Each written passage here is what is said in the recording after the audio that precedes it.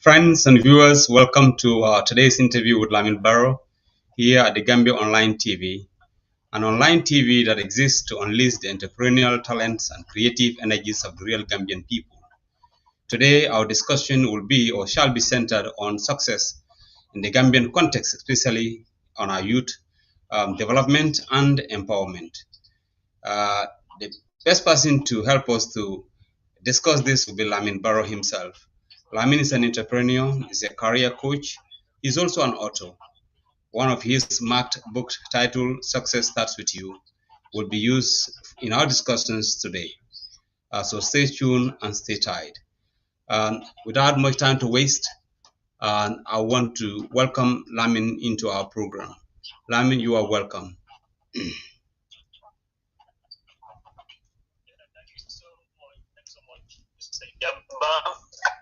Yes. And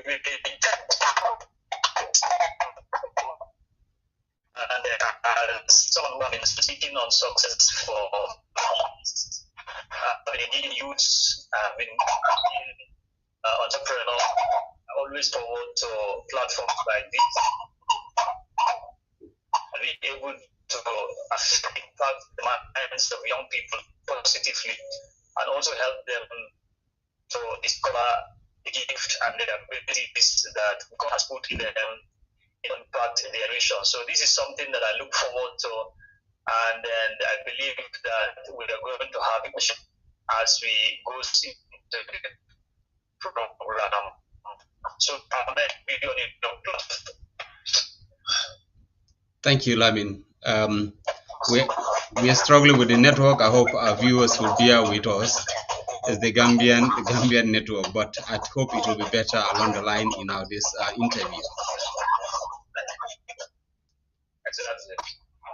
So Lamin, where are you from? I'm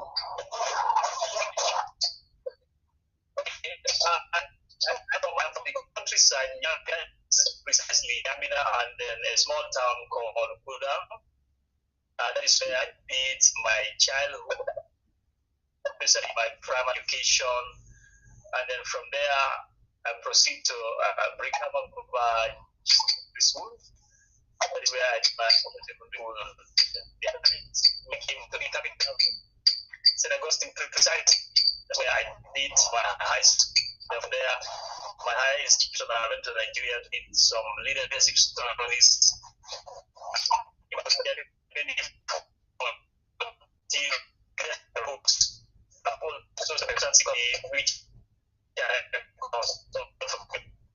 People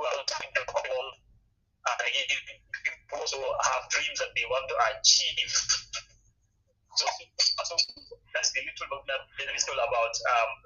Lamin Barrow. Thank you, Lamin. If one may ask, who has made the most influence in your life? Okay, I get it right. You said who has who has made the most influence in your life? Well, I would say it's my father first. First of all, it's my father. My father has been a great influence, especially in formative years. Based on the things that I see him doing, the values, and how passionate he is about taking care of his family. So those are some of the values that father raised us. Values like being passionate about success, self-confidence. So my father has a great influence in my life until today. Is some of those values that are my motivating force, motivating me to do things that I'm doing today. So my father has been a great influence in my life. That's good to know that your father has made the most influence in your life.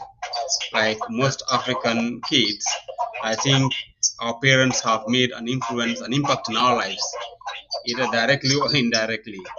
Having said that, Lamin, what motivates you in life, or what makes you get up in the morning and keep you going?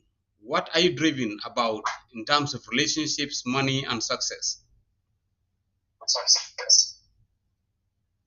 Okay. What actually has been my driving force and what kept me going? Always find joy, sense of fulfillment to set the life of ordinary people. So as a result of that, I spend hours and hours on the internet in library in order to make myself and again to develop skills that will able to influence and impact the lives of others. For me, what has been a great driving force in my life, but when I am talking to others, there is a sense of that I have. You cannot equate to money. So far, so good. What has been the in my life to see that many people who do not believe that society have written them off. If I see them that keep their life and they have become a testimony that if they can make it, even others who life, just by looking at the life of those other people, can also change. If they can succeed, they can also succeed. So that has been the biggest motivation in life. Other people, ordinary people, their lives are changing. That's good. Yeah, in fact, that's a good thing to see that you endeavor to bring about transformation in the lives of the younger ones, especially. So that's a good thing. Lamin, how did you get to where you are today in life? Okay, it's actually story, but I will try to cut it short. When my journey started in high school, St. Augustine High School precisely, and then there are things I never knew about myself until let me give you a typical example. Something happened, in the Gambia we use school buses. Yes. During the former president. Yes. Busing. One particular morning, I missed school. The only school bus they were used for political campaigns. So that morning, I didn't have any school. As a result of that, I missed an important test, which actually affect my performance in that academic year. So as a result of that, I took my pen. I wrote an article, then I took it to them, Daily Observer. There was a newspaper company called Daily Observer in the Gambia before, so I took it there. They published it. So when they published it, the following Monday, some of my colleagues who that I am passionate about writing, they saw it on the national newspaper. So they were asking me, how are you to write this? So that was when that is number one. Second is, I also have a principal. Most of the time, I will go to him. I want to talk to students. Tell me to write it. Once I write it, he goes through it, vet it, and then I will come and address students. So So that was when I discovered this is something that I am passionate about. I'm passionate about writing. I'm passionate about speaking to people. It all boils down to, like I said before, I am driven to see other people's life achieve. So that is where this whole thing started. So from there, I began to take professional courses in writing, public speaking. So I began to use my Facebook not just to post selfies, but to educate people. So as a result, there are some television stations in the Gambia, they saw my work, and some of them started inviting me. So as they started inviting me, more people started getting to know me. So basically, it started from the high school. Okay, that's good. Lamin, as you said, you are involved in empowering the youths and also giving them kind of a developments and encouraging them to have a career path in life. And I know you are engaged in so many things, but due to time limitation, we might not be able to delve into all that. But today we're going to focus on a book that you wrote titled Success Starts With You. Lamin, what is success starts with you or with me? What does that mean? And where did you get that that name from? What motivated you in creating that title? Okay, that is a wonderful question. That is a wonderful question. For me, that what actually inspired that title, Success Starts With You. I discovered that, especially if you have compared countries, especially Africa, the African countries, I discovered that the word success is quite intimidating to an average African man. An average African man definition of success actually boils down to material, especially if you are born in poverty, if you are born in deprivation. I mean, your definition of success basically is money. But I discovered that success is actually much more than that. And the reason why I said success starts with you is I believe that success will start when you begin to discover the abilities, the giftings, the endowment that God has blessed you with. Most people who are impacting lives, most people who became super successful, who became truly successful, if you discover them, most of them started with their gifts. So I strongly believe that there are things that God has endowed each and every one of us with. But the biggest challenge of an average young people in the Gambia or in Africa at large, most people have no clue the gift that they have. And I cannot blame them because most of the time I blame our school system. I will give you this example. When I came to St. Augustine High School, my high school, I mean, I came with no idea of what I wanted to do in life. I was expecting that we will have an office whereby, maybe a counseling office whereby they will counsel students when it comes to the career path that we want to follow. There was no structure like that. Even today, there is no structure like that, even in our schools in the Gambia. And you realize that most of these young people, they are not matured enough to define what they really want in life, what they really want to do with their life. So you realize that the mistake I made, most of them are making the same mistake. So I just told my friends. And one of my friends came to me. I wanted to go into art stream because I know I was not actually good with figures. But my friend told me that art stream is actually meant for girls. He said it's actually like a weakling. So I decided to follow him, but I knew that was not my strength. So as I followed him, I knew quite well that was not my strength. In fact, during exams, I was not actually doing well. I know that this is not actually my true potential. And I was not doing well because as a result, I did not have somebody who would counsel me, who would actually guide me when it comes to choosing the career path. So I believe that word success starts with you. Success starts with you identifying your God-given abilities, developing abilities and using that abilities to impact the lives of others. And I always encourage young people that when you started using your gift, money should not actually be your focus.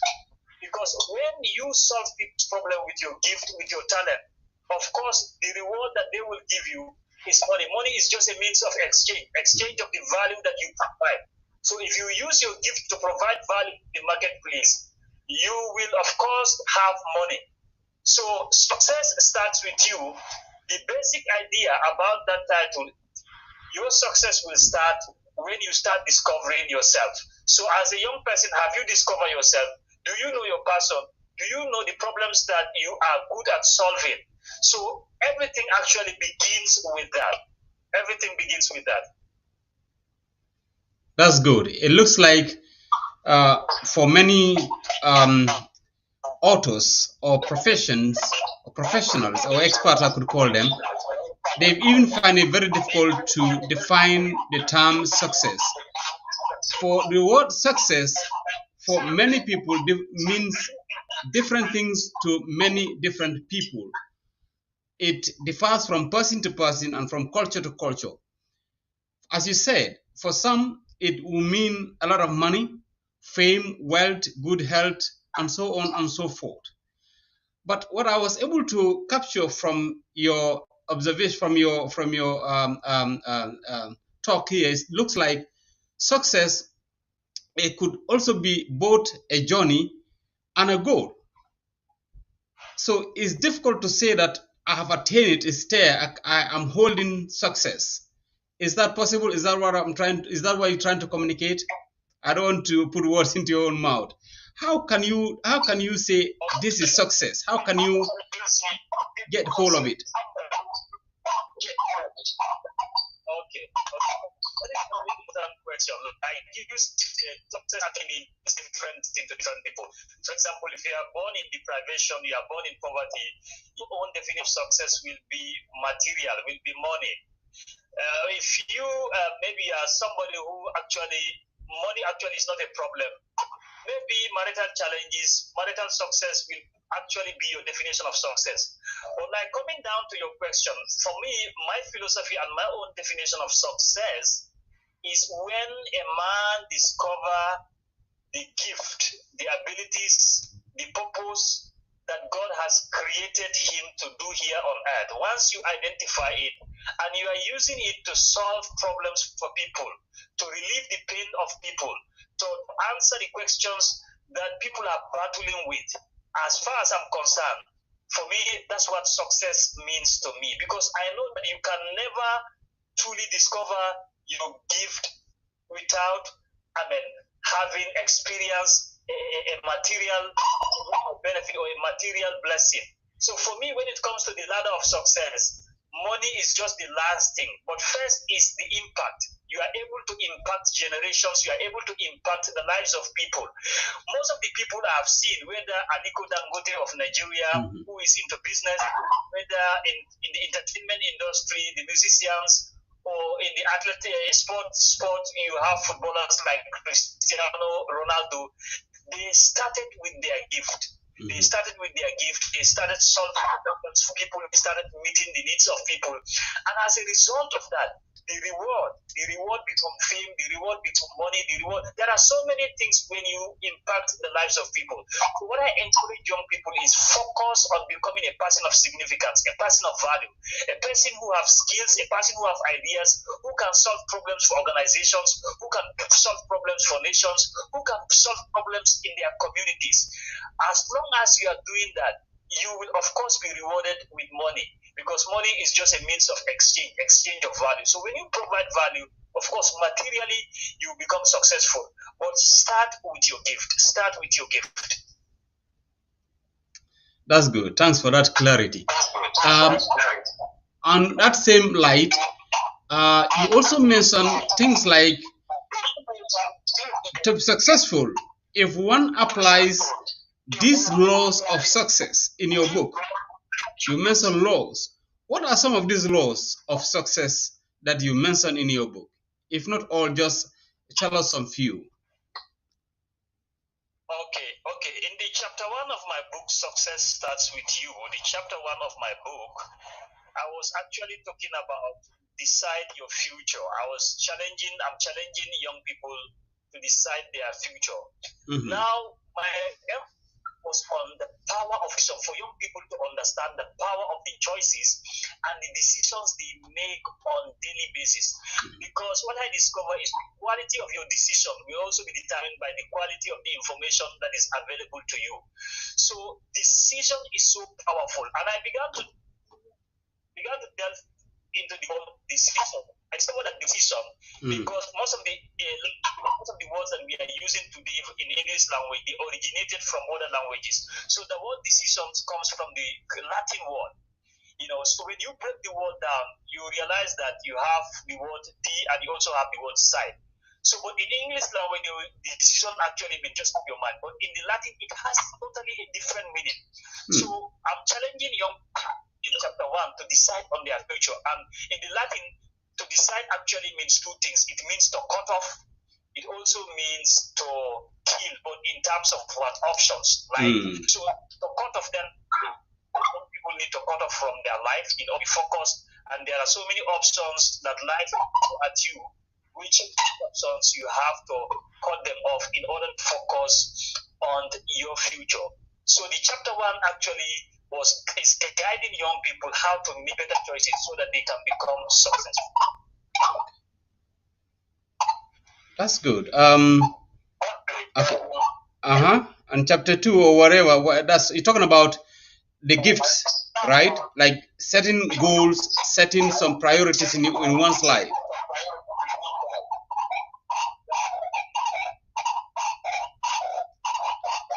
Sorry, I think it's getting more loud. Okay, go ahead, Lamin. I think it's better now. So chapter 2, I'm talking about mining people, like helping young people discover the gifting that God has put in them. So I'm challenging them to find that. I'm also provide ways and means, tips, how they can find those gifts, So chapter 2, I'm talking about how they can find their gifting. So in chapter 3, I was talking about how they can also become the best version of themselves, because I believe that many of us are not fully utilizing our potential. Just like a research institute from Stanford University said an average human being uses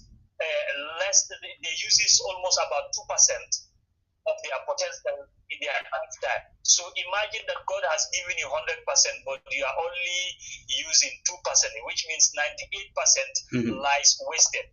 Wow. Challenging people to become the version of themselves. And then chapter 4, I also say attract money with your talent. Because it's one thing to have talent, but it's another thing to know strategies, ways how to build activity around that gift, around that talent that you have, in order to make money. They are very good at cracking jokes. They could become comedians. Yes, everybody know that they are good with it, but they don't know how to build structures around that gift to start making money with it. So I talk about how people can attract money with their talent. And the last chapter, I was talking about passing next generation. So I believe that having impact in this life, you should actually leave a legacy behind, whereby all what you have learned, all what you have acquired, they should die with you. Actually pass it to your kids. Kids should also pass it to their kids. If you look at most of the business in America, most of the business in Europe, there is something that something fundamental that they have, which is lacking in African businesses. Most of the African businesses, for example, there is a guy called Abiola in Nigeria. He was very successful in his time. But today, if you go back to Nigeria and then do findings about Abiola's wealth and his business empire, everything is gone. But how, like people like, successful business men and women like Sam Walton in America. Sam Walton started his business many years ago. After he passed that legacy, that business to his children, and they are continuing. And there are many others in America and in Europe like that, which their forefathers started the business and passed that legacy to their kids. So I am challenging people that they should not die with their legacy. They should not die with their gift. They should not die with their skill and knowledge. They should be able to mentor others so that their legacy can continue. So now that you are able to define success for us, and then you said success starts with you in your title, and then for you, some of the processes in achieving this success or this goal, you mentioned things like making the right choices, and turning out to be successful. You said discover and explore your innate potentials, and that will in turn also attract money with your talent. You mentioned about building enterprise in line with your gift and passion, and then finally looking for a succession pattern, a succession to pass on to what you've learned or what you've known in your lifetime to the next generation. But with all this being said, then what is your definition of failure then? Because many people, if not, yeah, many people try to be successful, but in their quest of this search for this success, in one's definition, if that success is not attained, that goal is not attained, could be considered a failure. What would you consider a failure? Okay, as far as I'm concerned, there is not to give up. So for me, as far as it's actually important. That because people not to achieve their goals, consider that.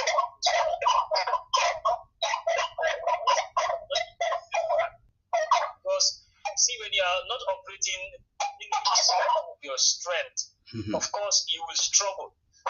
There are so many actually dimensions to when it comes to failure, what lead to failure, and what people define failure. So as far as I'm concerned, like I see, the basic is very important. The foundation is very important. Even before you set out on the journey to success, you must know yourself. You must understand your strength. You must understand your weaknesses. Because the major cause of failure in life is people are trying to do things that they are not cut out for. They are trying to do things they are not cut out for. And for me, as a man of God, I believe that if you fail to fulfill the plan and the purpose, that is when you can be considered as a failure in the eye of God. Because in the eyes of men, they have their own definition of success. In the eye of God, God has his own definition of success. So true success is when you fulfill the plan and the purpose of God for your life. But if you don't fulfill the plan and the purpose of God for your life, as far as God is concerned, and as far as I'm concerned, that's what I consider as failure. Okay, that's good.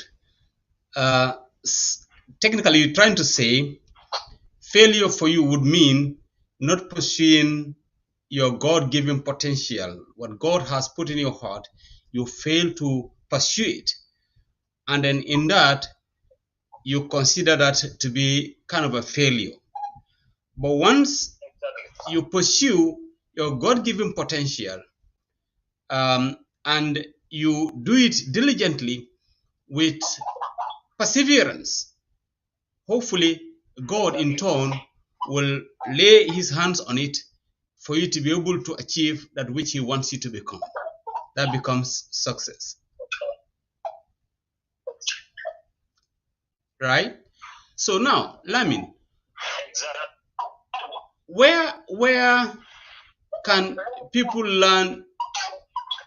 Where can people go to learn about you? Because it looks like you are a very sought out person in the Gambia, and people need to hear your message.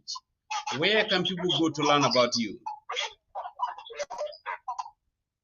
Okay, one is I only have seminars, live seminars in the Gambia. I know of live seminars in the Gambia, but I also have an online presence.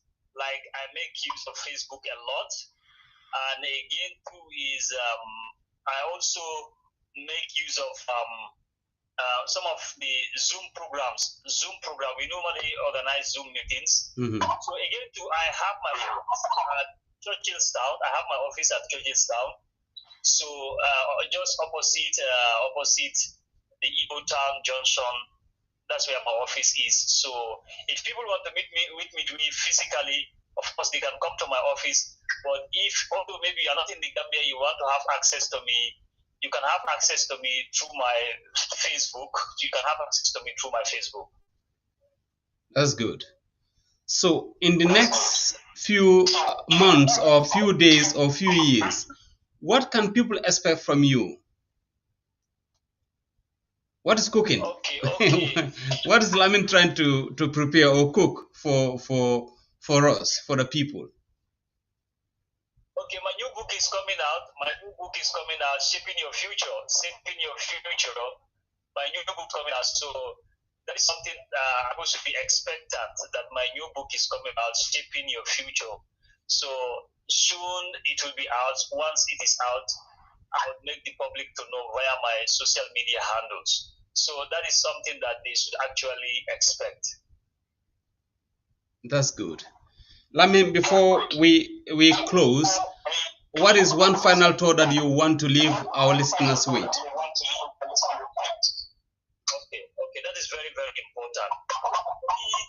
My message to young people, because I focus more on young people, because they're the future of the Gambia, they are the future of the Africa, they are the future of every nation.